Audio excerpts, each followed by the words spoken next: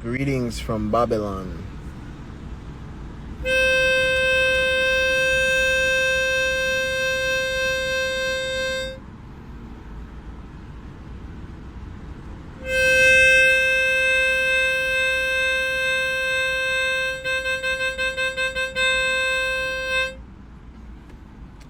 Alright, we got sound now. Can you guys hear me loud and clear? Howdy. So we're going to talk about how comfort is a slow death. We're going to have that talk. It's an important talk. And it pertains to every single aspect of life. Because if you go into an uncomfortable space, you exercise certain muscles. Whether that be the spike of the cortisol in your body, trying to get out of survival, and you're trying to somewhat learn how to transmute that in certain places.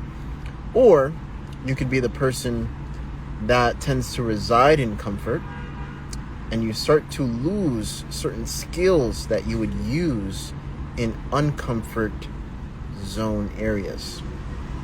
Isn't that wild? Isn't that the truth? Working out every day, that's uncomfortable. Right? So when your body needs to work out certain extremities and certain things about it, it just has a weak. It's like you're either feeding one or the other in terms of this uncomfort zone and transmutation aspect of all of our lives. The more you tend to reside in uncomfort areas, the more you grow, regardless of how intense the uncomfort is. It still counts. It still counts. Doing push-ups while I'm tuned in. Hey, get it, Isaac. Get it, Isaac. I think Isaac is finally understanding conscious exercising, if you will. You know, listening to subliminal music while you work out. And shoot, when I work with athletes and they like to work with certain types of music, hey, still play the subliminal breathwork in the background on top of whatever music you want to play. At least you're still getting it in, right? Because most of them, they live in, I'm talking about, let's say, not even particular, just real big athletes in the celebrity world, if you will. They live in certain spaces that push them to go out, go party, this and that, or just in social environments. They get tend and used to certain types of music, right? So one thing I notice when I'm playing certain subliminals, it brings out certain uncomfort emotions out of them. So that's why I came up with the aspect of, hey, just playing it in the background on top of whatever music you want to play on top of it. At least subliminally, you're getting it.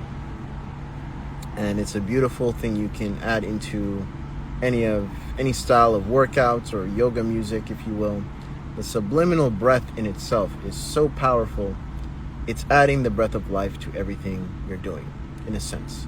And it's like you're breathing as multiple people. Your mirror neurons start to pick that up, right?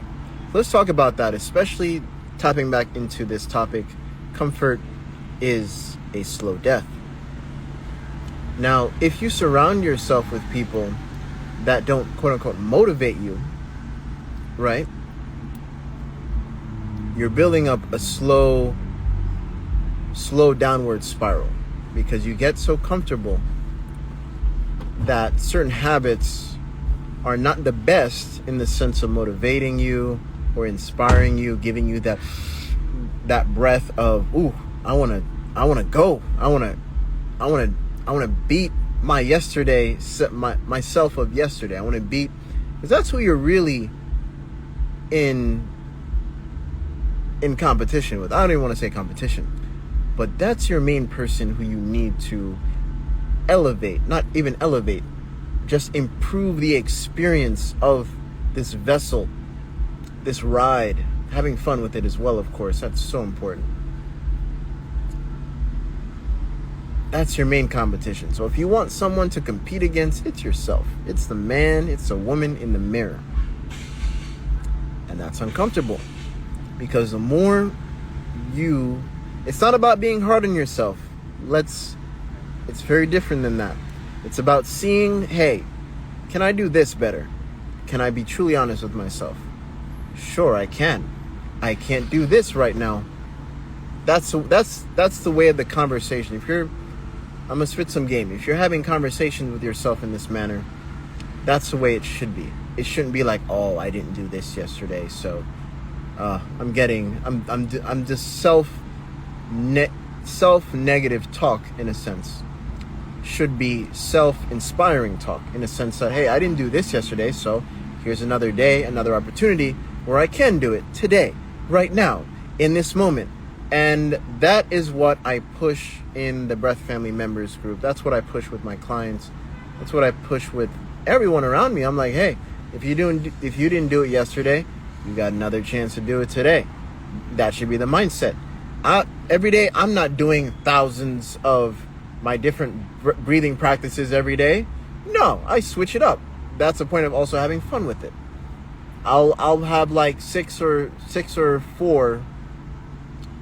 max that I'll do different throughout the day, right? I don't go overboard too much in a sense. That's what Breath Dojo's for. Every 3 hours, having fun with that. Speaking of Breath Dojo, I'll make an announcement tomorrow if you want to come to Miami. It's it's going to be a beautiful experience where it's going to be online as well. And it will be the first time we will allow people who are not part of Breath Family and give them a chance to tap into Breath Dojo live, because that's never happened before, but also in person and online. So when I set up the portal, you'll have a chance to either come in person or view it online, the whole Breath Dojo experience.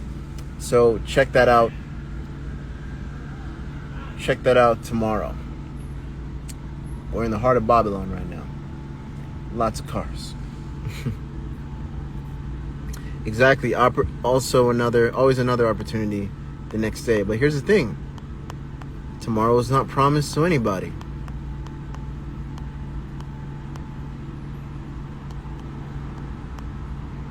Even the healthiest of beings, it's not promised to them either. They could, a lot of ways to go, right? A lot of ways to go. There are some beings that even willingly, just tap into rainbow body and just leave the next day. That shaman I showed you guys that generated electricity from the leaf that was touching the guy, because that's actually a therapy, where he used the leaf as a medium to generate electricity. Because if you touch him, it will hurt if you actually touch him when he's generating that magnetic field at a high vibrational energy. I had one instance like that when I came to Miami. I went into this circle and everyone was holding hands. This lady right next to me, it's like, I can't, I had to apologize afterwards, because it really showed me how much heat and energy I generate. Right, Jen? I'm always hot, right? Yeah, I'm always hot. So, there's better ways of diverting that energy in the hands. It took me a while to get used to that, but I have to constantly be aware of that, because I can somewhat not hurt, but it's the fact that that person may not be aligned in a certain way. So what they're feeling, it may feel as if they're hurting, but in actuality, their energy, their body is somewhat aligning to my energy. It's not actually hurting them. There's actual other ways of intentionally hurting someone, doing energy work in that way, but I'm not about that. That's why. All right, so let's tap in.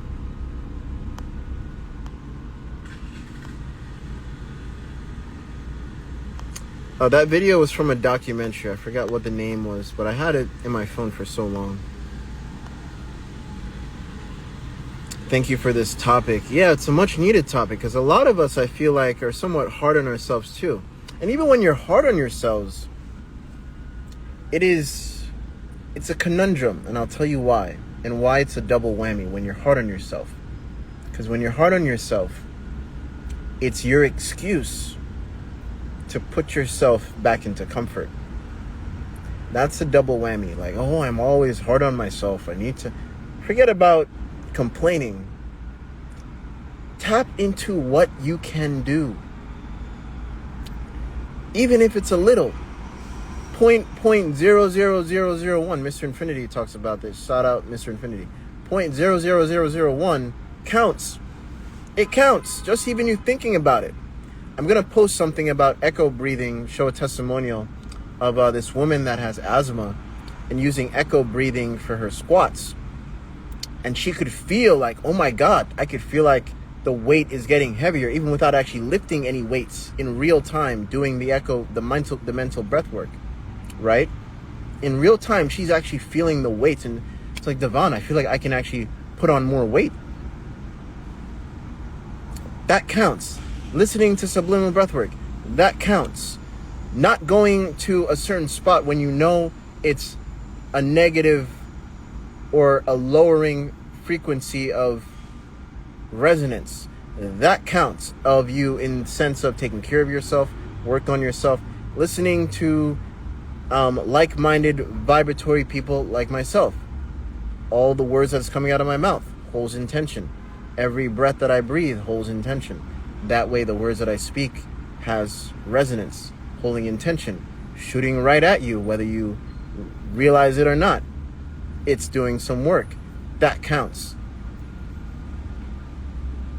Every little aspect of your life counts. I don't care how dramatic, how melancholy, how boring life may feel, how in a downhill, when in actuality, no matter where you perceive life to be, it's always going like this. And what this represents is experience.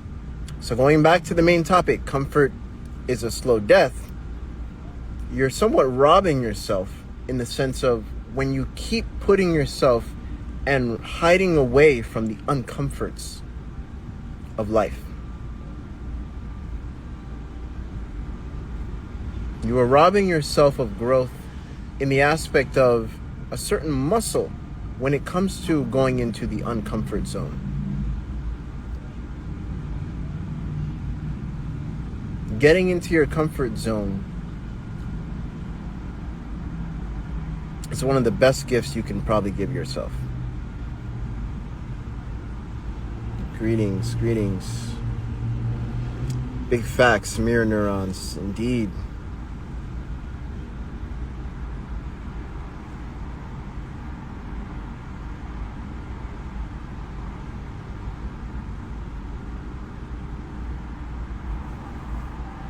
Someone goes, do I study any type of martial arts? If you talk to... so right now, I do some stuff with Jiu-Jitsu Master Angel Gonzalez, if you ever heard of him. He's, if you know who the Gracie family is, you could thank his mentor for that. For the Gracies, also blowing up in this sense. His mentor also practiced under the likes of Bruce Lee, also even helped Bruce Lee in a sense. I feel like it was like a mutual thing. There's not much he can teach me in the sense of breath. Personally, I even told him straight up, like, I want to learn Wing Chun, but not in the sense of Wing Chun as you know it, in the sense of Wing Chun there's a mental side of Wing Chun, and that's the number one thing I look for when I hear about a Wing Chun class nearby or someone is teaching Wing Chun. If I don't hear them talking about the mental side of it, I honestly don't want to really be in that class, because Ip Man himself, there's only one person that Ip Man gave the torch to, and it wasn't Bruce Lee. Bruce Lee actually left too soon, in my opinion. But the person who gave the torch to The reason why he gave that person the torch was because that person understood the mechanics of the mental aspect of what Wing Chun was doing.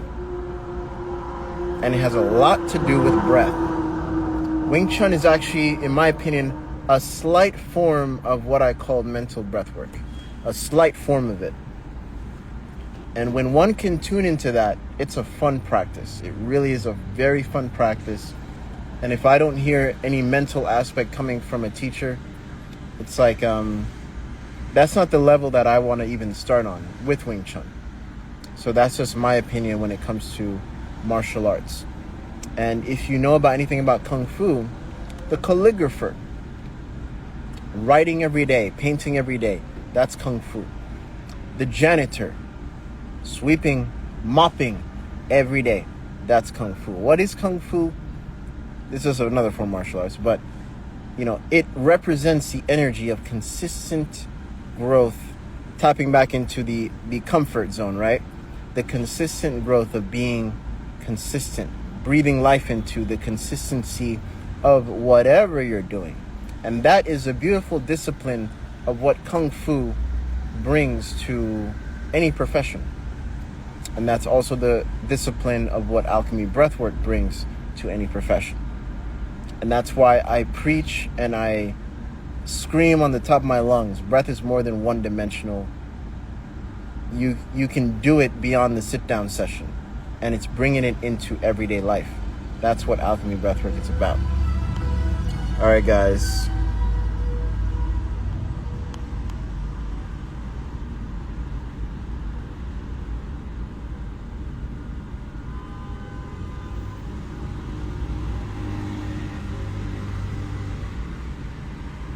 Yeah, Qi-gong is great. Even in echo breathing, we go over how you can use echo breathing to make any Kung Fu, any martial art, any exercise in general even more stronger.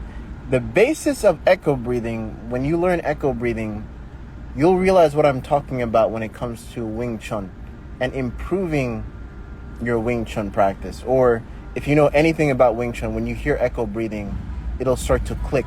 And why Ip Man, even the older he got, why that small little man could still flip up over a 300-pound guy, a 200-pound guy, and he was only he was like not even 120. He was about 120. His weight was about 120, or even less than that. Don't hold me on that. But the man was short, not even muscular. He could take on Bruce Lee. He could take on any master at that time, because there's even movies about it, but there was also newspaper writings about it. This was real.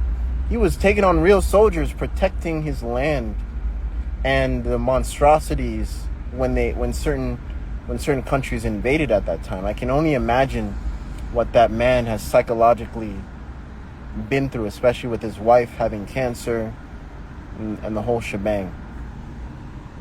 Thank you for the badge, love.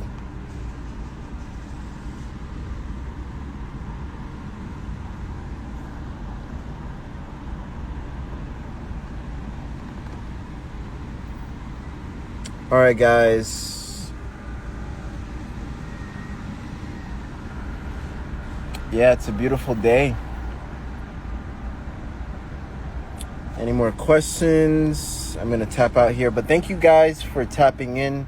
Remember, comfort is a slow death. And death is inevitable. I mean, we're dying every second. Our cells is literally dying every second, renewing, shifting over. So death is part of it. So what do I mean? I think we should talk about this right now before I log off. So what do I mean by the death aspect? What I mean by is, we all want life to spiral a certain way. And that may look different to every individual, right? But if we want life to spiral a certain way, if we get too much into comfort, you may lose that momentum of the spiral. Whatever direction you truly, deep down, really want for your life, whatever that is, you're going to lose that momentum of the spiral. And when you lose that momentum of the spiral by being too much in your comfort zone and breathing more life into that, right? And losing the skills that you would use in the uncomfort zone, that's when life starts to unwind and you realize, oh, I'm stuck, I'm this, I'm that. Oh, my business isn't going this way, this and that. Oh, I don't feel like I'm going this. I don't feel like I'm doing this right. Why is not my business going this way? Why are you not thinking certain ways? Because you are breathing more life into the comfort zone. And that is what is happening with the polarities, because you don't have a clear direction. Because if you want life to go a certain direction, why are you not breathing life into that direction as much as you can? And it's not about overexerting yourself. I'm not talking about that. We even talked about the mental, right? We talked about the mental, which is so important. Because the more you breathe more life into the spiral of where you want life to go, the easier it is. Certain paths start open and it becomes effortless. Effortless. That's different from comfort. Where you have less effort. You know why effortless exists in that momentum of spiral? Because you have the momentum. You're riding the momentum. That's why it feels effortless. That's not comfort. That's effortless. That's powerful. You can't teach that. You have to live it. Because everyone has a different path of where they are going. Thank you all for sharing the breath. Share this live, this playback if you found value. Peace and harmony.